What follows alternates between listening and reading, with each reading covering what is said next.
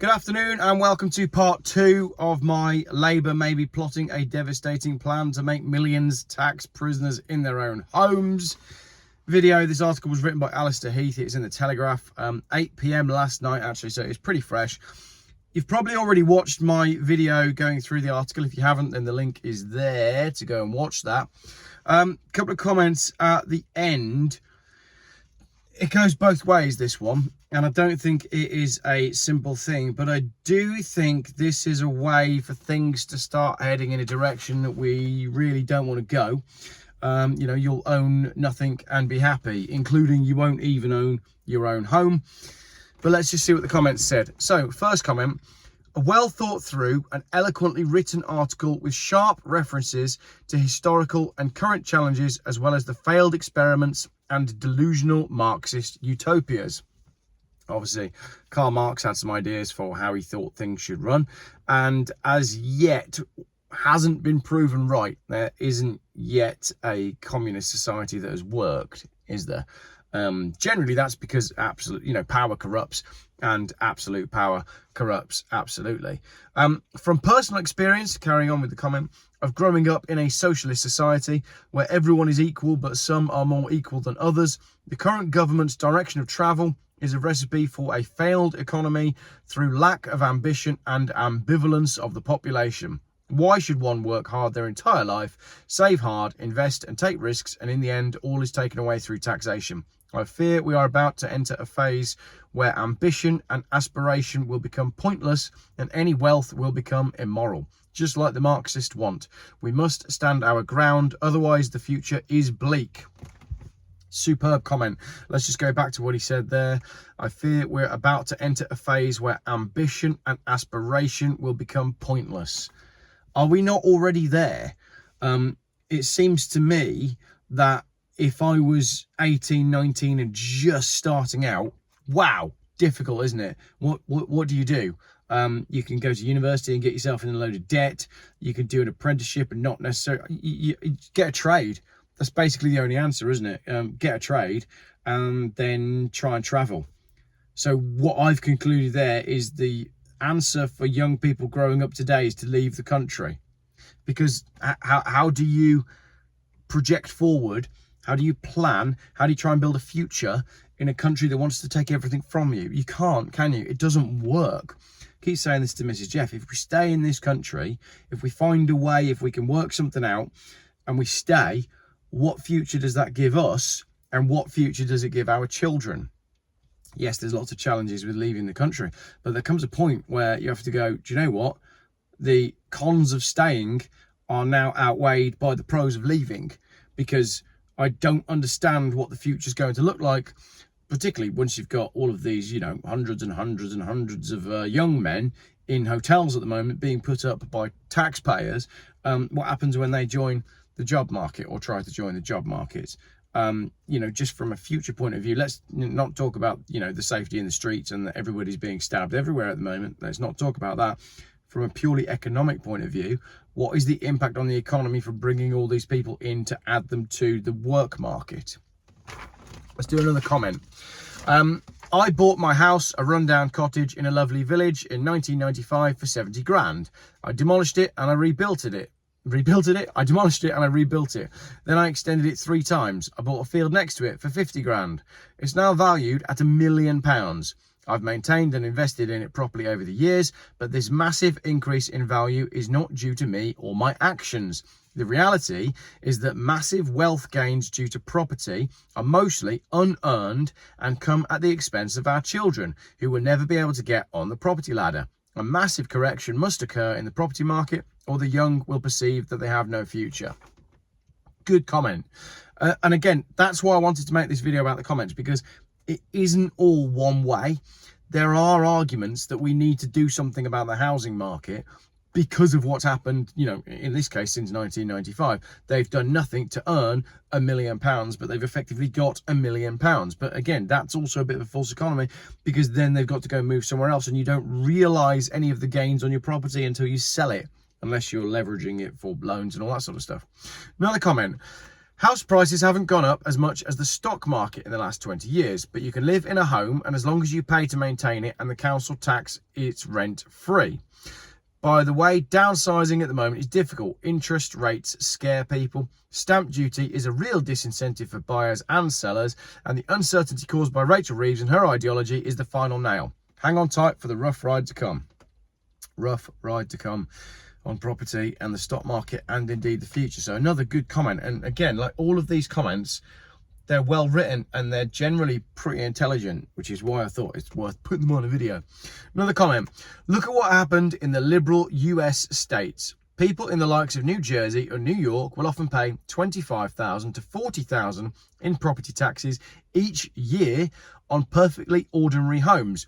A 500 square foot apartment may have $10,000 a year in taxes, all on a theoretical value and without realized gains. Retirees are forced to move out of their home because they cannot pay the taxes. Do not open this door. We will live to regret it. 0.5% will become 1% and then 1.5% or more, as it has in much of the US. When property prices go down, the millage rate will go up and stay up. Any other tax increase would be better than introducing an annual property tax. The £75 I pay to the City of Westminster each month versus the thousands per month I was paying to the City of New York for the same size flat makes the otherwise high UK taxation somewhat tolerable. Introduce US-style property tax and I'm out. Good comment. And that's coming from someone that is from the US, where they've also got their own major issues with healthcare. So you can't, run away to the USA. Another comment.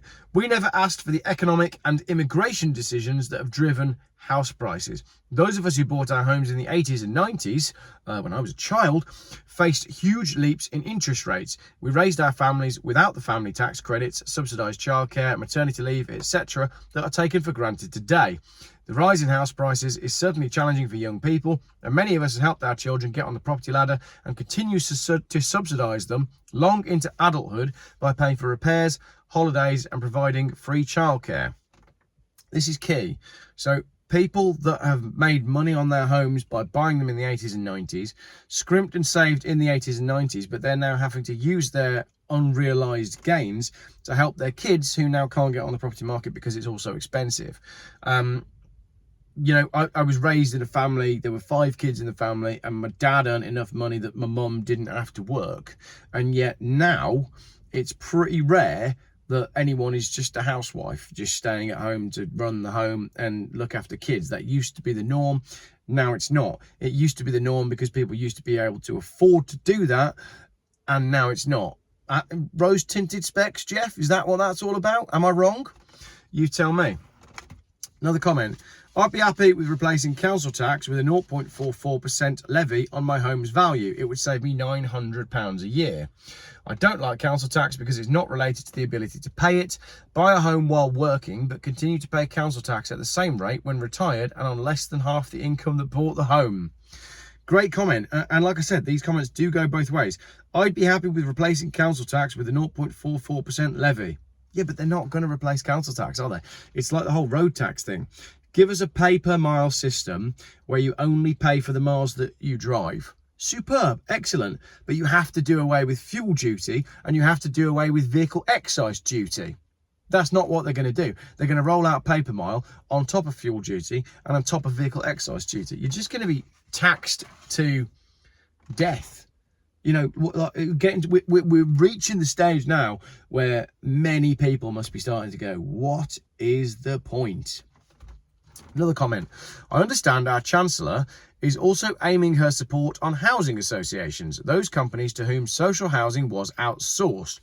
They've picked up the wizard wheeze that is shared ownership. These are the shared ownership schemes where you buy half the house, but then you rent the other half of the house from the housing association. Anyone who couldn't afford a mortgage but needed security of tenure saw shared ownership as the lifeline. But they pay rent for the percentage they do not own to a housing association. A nice little earner for the housing association it is. Rents are raised willy-nilly. They charge admin fees and legal fees for the slightest request.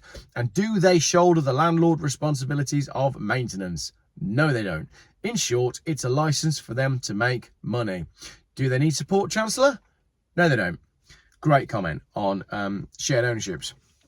Another one here. Keir Starmer spent the general election campaign promoting himself as the saviour of the working people. By the time of the election itself, I'd cracked it in that by working people, he meant those working on increasing their benefits and or their public sector pensions. For those who would like a vision of what governing for working people should look like, I would suggest searching YouTube for the National Day rally speech given last Sunday by Singapore's Prime Minister, Lawrence Wong. Not only would you see how good government actually works, but you would see something not seen in Britain for many years. National pride.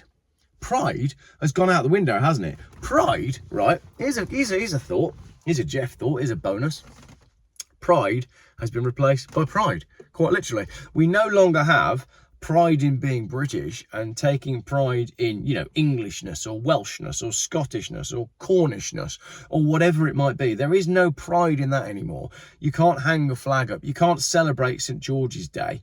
There is no pride, but instead we have pride, which is a rainbow-based event that has been hijacked by nefarious means, and I've written fairly extensively about it. Anyway, yeah, pride has been replaced by pride. You can't be proud of your country anymore, can you? You're not allowed to do it. They make you out to be a racist, but also we're running out of things to be proud of, don't you think? I said this the other day, controversially online. I was like, right, we need to get rid of all the D-Day celebrations now and let's have a minute's silence for all the soldiers, because all of those people went to war believing that they were sacrificing themselves for something. And that something that they sacrificed themselves for is not the world that we're headed towards. So cancel it all. Last comment before you all unsubscribe. The thing is, when it comes to government funding and tax arguments, there is one big elephant in the room which virtually nobody comments on. Excessively draconian lockdowns cost the taxpayer close to £1 trillion in handouts and lost productivity, as well as mentally injuring vast swathes of the population. That fateful March when it all started, I answered the call to lock myself in my house, only to realise 2 weeks later that many of my friends, aged 50 plus, had contracted COVID on their ski holidays in Italy and were emerging from their lairs, having had a bad flu experience, but by and large, fully recovered. Locked down the nation for flu. So 2 weeks in, it was already apparent that the correct solution was to keep the economy going by keeping younger people who aren't suffering unduly from testing positive in their jobs while protecting the vulnerable and the aged who are the most at risk.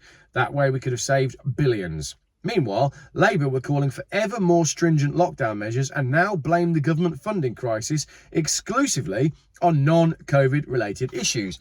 Let us not forget that the British people, bless them, supported ever more stringent lockdowns because they wholeheartedly fell for the propaganda and believed manipulated statistics. Not all of us did. Some of us were writing to our MPs and doing our very best to explain to people that it was manipulated statistics. Number 2, he goes on, furlough drove a ludicrous price spike in property values caused by excess cash in the economy. Furlough receipts and nowhere to spend it, plus stamp duty holidays. I was working for a classic car specialist at the height of the furlough scheme, and I have never in my life experienced working in the sales office and having people buy £50,000 to £100,000 classic cars like they were ordering from Argos. It was bizarre.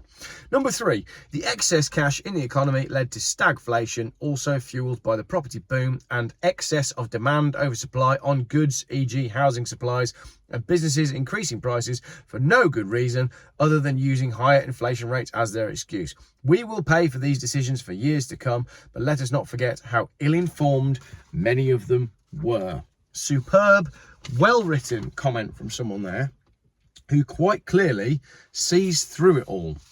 There is money whenever they want money. Whenever they want money for something, right, it can be found, it can be printed, it can be distributed. It's never an issue, right? When it comes to COVID and we need to lock down the nation, the pit of money was bottomless. It was a bottomless barrel of pound coins for keeping us locked in our homes over a virus that has been proven to be not what we were told it was, with an inoculation, I'm not even going to say the word on YouTube, that also proved to be not what it was. They found enough money for all of that, and yet now, when they're in power, they're saying there isn't enough money, so we're going to take it off of your houses. Well, if there isn't enough money, stop spending it on things that we don't need or want. But do spend it on pitchforks.